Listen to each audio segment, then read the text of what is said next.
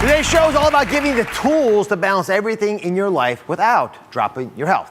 Now, there's one thing that can really throw you off emotionally, get you off your balance. It's the scale, right? You're watching what you eat, you're drinking more water, you're trying to exercise, but the scale just isn't budging. It's not moving. And there could be some surprising reasons for this. And here to shed some light on the scale is one of my core team experts, Heidi Powell. Hi, my friend. Good to see you. This scale is so frustrating for so many folks. Why is that? But you said it all right here. You said you're doing everything right. You're eating right. You're exercising. You're drinking your water. And sure enough, it somehow always seems to come to a stop. Or sometimes it even goes up a little bit. And people are freaking out. But the whole topic of this discussion is don't freak out. There's a lot of reasons why. And we're about to discuss this. You know, I've been in this program, you all have as well, and some of our dieters are reporting that the scale has stopped moving. Francesca's one of them. She's been on a day off diet for a couple weeks. How are you? I'm great. How are you? So give us a little background. How's it been? How much weight have you lost? And what's going on with the scale? Well, I love you. I love the diet. And I've lost 13 pounds. Have you really? Yeah. Nice job. Congratulations. Yeah, it's totally awesome. It totally fits into my life. I'm doing everything right, but it's not budging. I've plateaued. What do I do? Yeah, the plateau question. Yeah. So we went through some surprising reasons. Sounds familiar. Sounds very familiar. Can you help me? I can help you for sure. What you're saying is so common that it demands an explanation. And Chris is a world expert at this. So the first thing Chris says is we're probably weighing ourselves too often. Why is this so? Well, you probably find yourself stepping on the scale every day, aren't you? Yes, especially you're excited, you're losing weight, and all of a sudden, instead of weighing every week, you're like, okay, it's Monday, how am I doing? It's Monday afternoon, how am I doing? It's Wednesday, how am I doing, right? It's happening all the time. If you're doing that, keep in mind though, weight loss happens very slowly. I mean, if you're keeping a good calorie deficit, you're still losing fat. One thing that doesn't gain and lose very slowly, in fact, we can gain and lose this very fast, is water weight. So you might as well, after a high sodium food, you start sipping on water, you step on the scale right here. Go ahead and do this. Okay. Just step on the scale. We're not going to film the number. No, we're not going to film the number. Don't look. But just pretend like you had some beef jerky yesterday. You might as well step on the scale and hang on to a gallon of water with you, which weighs 8 pounds, right? All the work I've done. But you look at the scale and you go, oh my gosh, I'm up 8 pounds. You're not up 8 pounds. You're simply holding on to a little bit of water. And it's okay. It's totally fine. But you're going to see these fluctuations happen on a regular basis. Chris has also got the 4 S's. And these 4 S's are important to understand issues about the scale and how you use it the right way. They are, Chris. So when you step on the scale, make sure it's at the same time of day, it's the same day of the week, you're wearing the same clothes, and it's the same scale. Very important that you hit those 4 S's because there's a lot of different variables involved and we're looking for consistency. Notice I also said the same day of the week. Once a week, when you're losing weight, well, here's the deal. You can step on the scale every day, but we're having this discussion because we want to give you realistic expectations. Yeah. You're going to see the scale go up and down, but if you give your official weigh-in just once a week, now you're going to see a wonderful decline in that number, and you're going to see a really good trend. That's what we're looking for. So in the day off diet, you got the one day where you're allowed to enjoy yourself a little bit more. Yeah. That's the morning Chris says we should weigh ourselves. I was surprised. Why'd you pick that morning of all of them? Well, the best thing with the day off diet is that it gives you've got that reward day where you can reward yourself. You can reset your body and your mind. But before that reward, you've got 6 days of wonderful consistency with good, clean eating, maybe a little movement here and there. And so you're going to have what we would actually call your raw number, a wonderful, clean number of what your true body weight is closest to. Now keep in mind also, when you reset, when you've got that reward day, you're probably gonna eat a little bit more sugar, a little bit more sodium. And what are those? Those are magnets for water in the body. So you start sipping on water. If you step on the scale the day after that reward day, after that free day, the cheat day, you're gonna see that number go up. Why? You might as well just, once again, grab that gallon of water and step on the scale. Don't freak out, it's just water. Jessica, I'm very proud of you. I Thank really you. am. And for Thank the you many, so many folks who have been on the program, I'm very proud It's for an you. awesome program. Thank you. All right, come on over, Chris.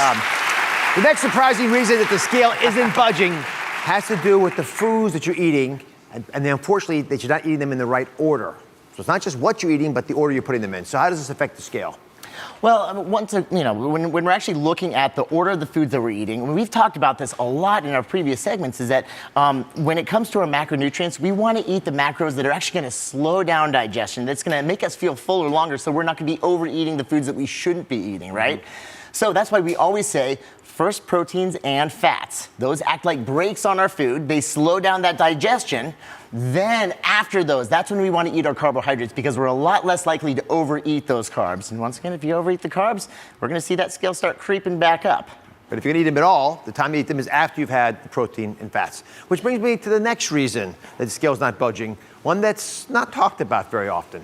We don't poop every day. Let me break this down for you if you don't mind. The number one secret that folks won't talk about has to do with the fact that extra poop in your body, right, has a weight, right? And it's a big cause for weight gain or perceived weight gain in a lot of folks. So let's just go through this if we can, so everyone's on the same page. Your intestines are really big and they're really long. They may be scrunched up inside your body to fit inside your belly, but they're roughly the length of 4 Shaquille O'Neals. And he's 7 feet tall. So that means, go and grab back and on, Right. 28 feet worth of bowel in us. Look at this. And keep going, Chris. Get on over there. Here we go. Well, keep going, keep going. All right, that's a lot. That's a lot of poop inside there, tigers. Right. So this much weight ain't gonna go away unless you work on it a little bit. So Chris, you can drop the bowel. Nice bet. job, by the way. So what do you think we should do? Jeez, well, I'm tripping on the poop. What should we do if we want to really clear our intestines out? It's something we could take, not just at the beginning of the program, but I think throughout our lives it might be beneficial to us. Well, you know, I've been taking fiber for years, and I really think it is absolutely phenomenal for getting, well, like, and I love it because we can only talk about this here on your show, for getting the poop out. Because, you know, the average American can have between 2 and 15 pounds of fecal matter in their system built up at any given time. And so the best thing about psyllium We really are fiber, full of poop, aren't we? We really are. But the best thing about psyllium fiber is it acts as nature's scrub brush. And unfortunately, because of the typical American diet, we're not getting enough fiber in our system. So it's really important that we supplement with it. Now, keep in mind, men need about 35 grams of fiber every day. Women need about 25. And unfortunately, most of us aren't getting it. So I take psyllium fiber first thing in the morning, and I also take it at night. And sure enough, I mean, I swear by it. I mean, that stuff's amazing. You look good. I gotta tell you, the day after Thanksgiving, I weighed myself on the scale. I'm just gonna throw this out here, but a little TMI here. But I weighed myself on the scale before my morning dump and after. I lost 3 pounds in 5 minutes. Ooh. No joke. That's a lot. No joke. True story. True What story. was the shape? Fluffy. Fluffy. And hearty, as a matter of fact. Fluffy Yes. Hardy. All right, when we come back, Chris and his wife Heidi answer your burning diet questions. The news is saturated with conflicting information about diet and weight loss, and that's when questions start flooding my social media. And today I'm going to answer your burning diet questions dripped straight from the headlines. Chris and Heidi Powell are here, have experts to answer the first question, which is all about fruit. Usually in the news is the word fruit. You see the word fruit, and next to it the word fat a lot. I don't know if you've all noticed this. Debbie sent me this question, very specifically on Twitter. She said, can eating too much fruit make me fat? What do you guys think? Well, here's the deal. Fruit's wonderful. It's loaded with vitamins and minerals and antioxidants and all this other good stuff, but at the same time, fruit still has a calorie impact. And if something's got that much energy to it, well, if you overeat it, yeah, it can make you fat. Like, believe it or not, because our body doesn't know what to do with all those excess calories. So yes, it's going to store them as body fat. So the key here with fruit is eat it in moderation. It's delicious. Eat the different colors of fruit. Eat the rainbow of flavors of fruits, so you can get all those different vitamins and minerals and antioxidants. But also focus on fruits that are really high in fiber and lower in sugar, like melons, like berries, like grapefruit, like peaches. And those are the selections of fruits that you want because they're going to have minimal impact on your blood sugar, therefore minimal insulin response, and your body's less likely to store it as body fat. All right, I guess I'm from the audience. I think Liz is up here. There we are. Go ahead, Liz. Heidi, I have a question for I you. thought you said it was for Chris. Oh, for Chris? No, this is a Heidi question. Oh, it is? Yeah, You don't want Chris to weigh in on it? sure. Chris and Heidi, I have a question for you. I'll take this one. Right around my period, I still eat really clean. Do you have any suggestions? Because I get that bloat and uncomfortableness. Like, any suggestions?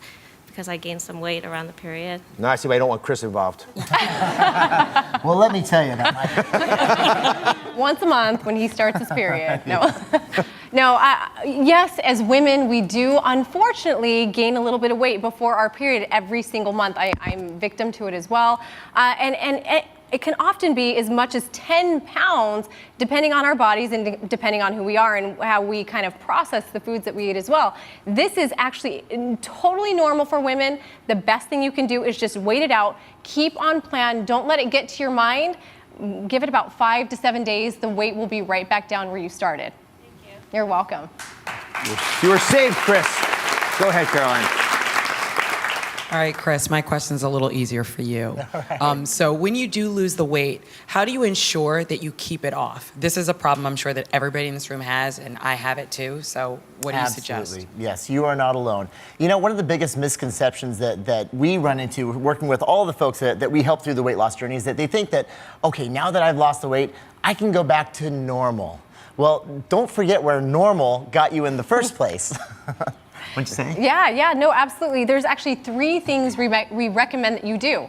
Number 1, set a new goal. You don't have that goal to hit the number on the scale anymore, so set a goal outside of the scale. Maybe it's something like running a half marathon or doing a triathlon, something fitness related to keep you going. Number 2, have a plan. Number 3, make sure your goal is something that's satisfying to you and you're not gonna feel deprived. Remember that the journey is never over. That's lots more of these fundamental questions. You're going to be on DrOz.com. The full day off diet plan is all there. Do check it out. You can find lots more weight loss motivation in Chris and Heidi's new book, which is fabulous. It's called Extreme Transformation. Everyone in the audience, by the way, is going home with a copy. So congratulations. Thank you for watching. Don't forget to subscribe and turn on notifications so you never miss out on new videos to live the good life.